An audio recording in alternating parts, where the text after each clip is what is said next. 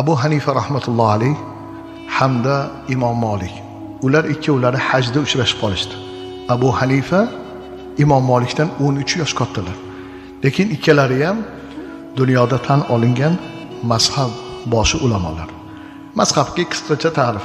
Mazhab degani o'zini tilidan xohlaganini gapirib yuboradi degani emas. Qur'on va hadisni chuqur o'rganib, undagi nozik jihatlarga e'tibor qaratib, mas'uliyatni zimmasiga olgan kishilar deb aytishimiz mumkin bo'ladi. Abu Hanifaga Imom Malik savol berdilar.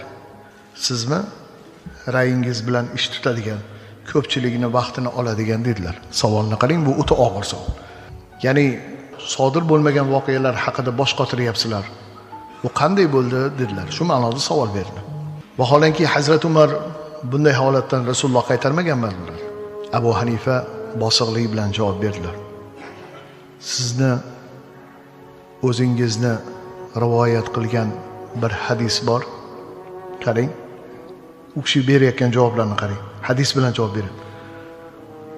Rasulullohning oldilariga bir yigit kelib, "Ya Rasululloh, meni bir odam molimni talasa nima qilaman?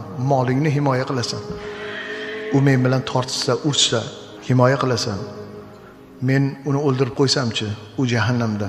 U meni o'ldirsa-chi, sen jannatda shahid bo'lasan. Chunki mol achchig'i, jon achchig'i molni himoyasi. Bunga nima deysiz desa, bunda foyda bor dedilar Imom Malik. Bir izoh, Imom Abu Hanifa rahmatullohi alayh kelajakda sodir bo'lishi mumkin bo'lgan 60 mingdan oshiq masalani yechimini qilgan ekanlar. Qur'on va hadisga muvofiq 60 mingdan oshiq. Tasavvur qilyapsizmi? Keyin aytdilarki, siz Madinada yashaysiz. Birlari Madina maktabi, ikkinchisi Iroq Kufa maktabi. Biz tarafda hali ham urushlar davom etyapti dedilar. Mana shu urushga ketgan kishilar vafot etdi degan xabar kelsa, ayol tabiiyki vaqti soati bilan turmushga chiqadi. Turmushga chiqqanidan keyin haligi er kirib kelsa, nima bo'ladi? Mana shu masala haqida bosh qotiryapmiz.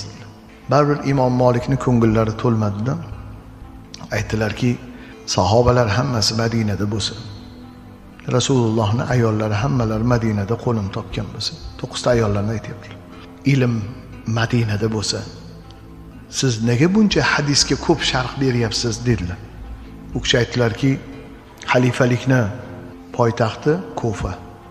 Bizda dunyoga keng eshiklar ochiq. Siz Madinadasiz. Balki Madinada savollar yo'qdir. Bizda hali Forsdan, hali Yunon shu taraflardan turli buzuq falsafalar kirib kelyapti.